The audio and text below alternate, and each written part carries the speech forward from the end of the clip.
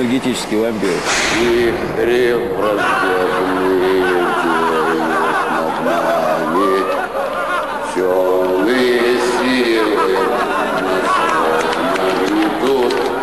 все актеры, по-моему, когда ты первым вышел, там, тебя встречают в кулисе, спрашивают, ну как, какой зритель? Ну, я говорю, вроде нормальный, или вроде какой-то уставший. Это чувствуется.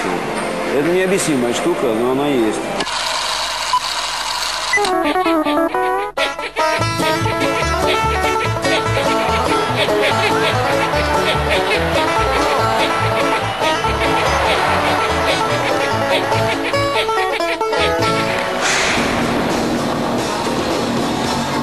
Ночь – время вампиров. Но есть люди, которые живут только в ночное время. День не для них. Они чувствуют себя вялыми, сонными, уставшими. По заходу солнца оживает их внутренняя энергия. Существует огромное количество клубов, в которых собираются любители подобного образа жизни. Атмосфера здесь напоминает одну бесконечную Вальпургиеву ночь. У каждого человека есть какие-то свои тараканы в голове. Вот. И то, что он не может воплотить в обычной жизни, там, на работе. Я, например, работаю инженером.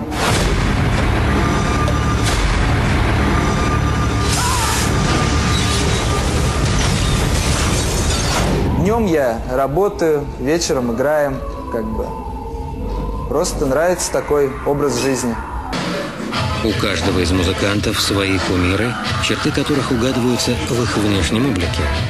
А для тех, кто их окружает, это новая степень игры, шаг в темную реальность. Вампир – это кто? Это такой романтический персонаж, да, это кто-то очень одинокий, вечно молодой при этом.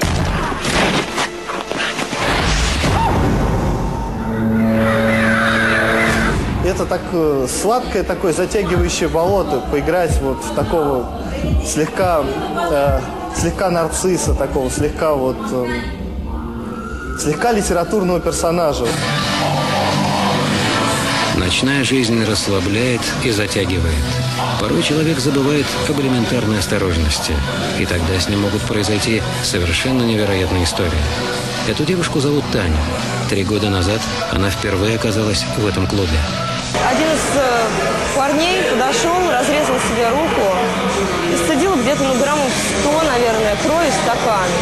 И протянул моей подруге Ире. Она это выпила, не раздумывая выпила. Я как бы поняла, что мне придется делать то же самое. Но вдруг со мной что-то сделают. Я просто боялась.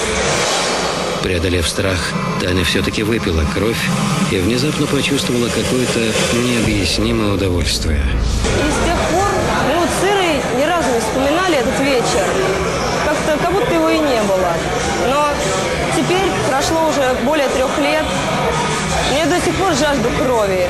Я не знаю, что будет дальше. Темнота ночного клуба позволяет делать этим людям все, что хочется. Позволяет быть такими, какими они есть на самом деле. Но все это, как у вампиров, заканчивается с первыми лучами солнца. Тьма скрывает недостатки, а людей без недостатков не бывает.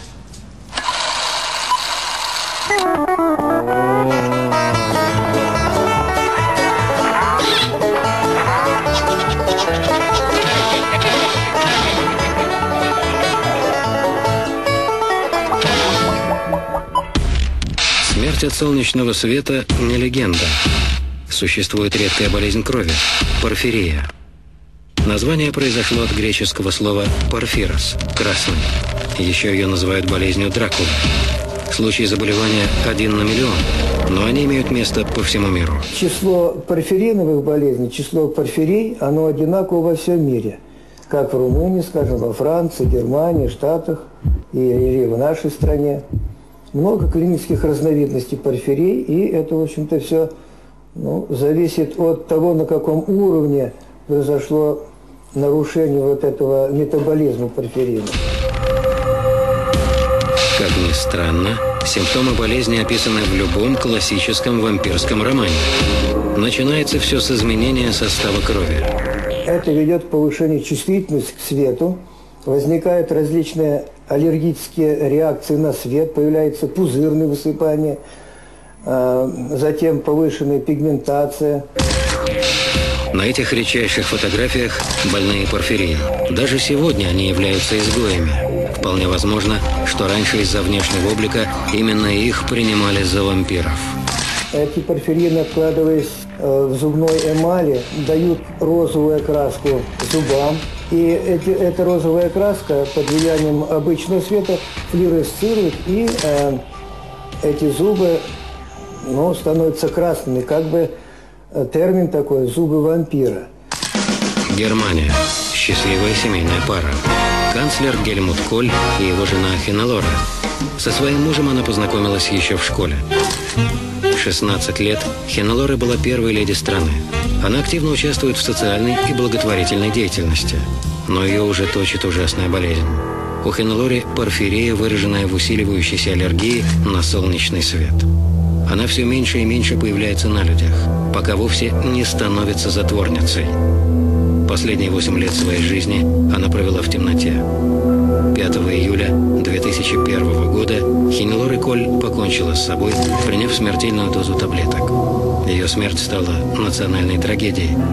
Похороны первой леди превратились в марш скорби на улицах Берлина.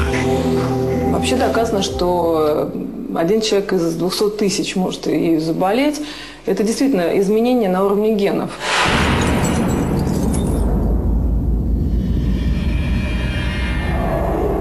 Сразу исключаем этот процент маленьких людей, которые действительно больны. Больной, значит, это вопрос к медикам, и можно ли с этим что-то сделать. Остальные же, это, конечно, психологическая подоплека.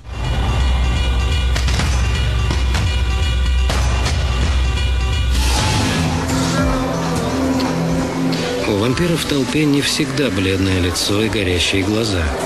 Иногда он просто неузнаваем.